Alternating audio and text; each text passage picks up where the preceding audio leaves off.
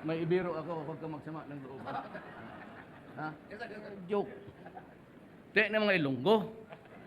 Di damo ang yabang na. Buong Pilipinas. Adara sa airport sa Davao. Ara na mga masista.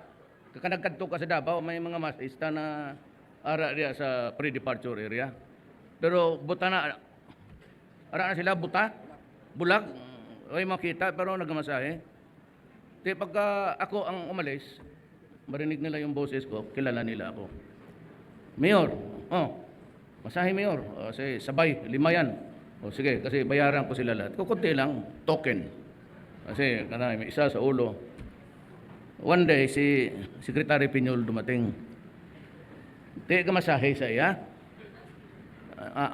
Siling is asked. That's kami ang taga Davao, labas-pasok kami sa Ilocano, Lunggo, Bisaya, Tagalog. Pag umpisa ng masahe sa ulo ni Governor Piñol, Governor of North Cotabato, sabi niya, Sir, Lunggo ka? Sabi ni Piñol, ngano nasulti mo nga Ilonggo ko, nakatagna ka? Hulaan mo? Anda mo, isang hangin sa ulo mo.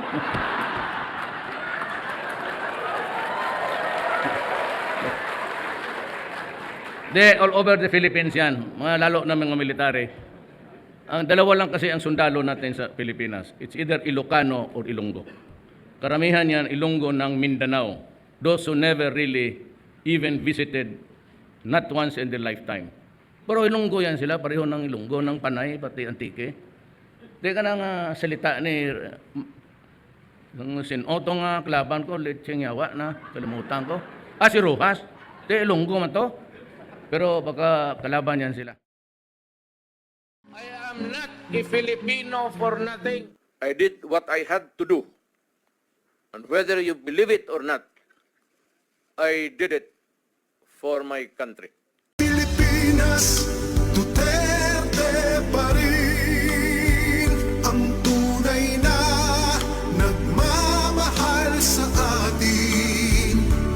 Laban niya ay laban natin. Pilipinas, Duterte pa rin.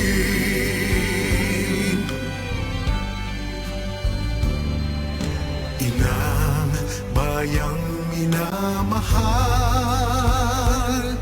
lagi kang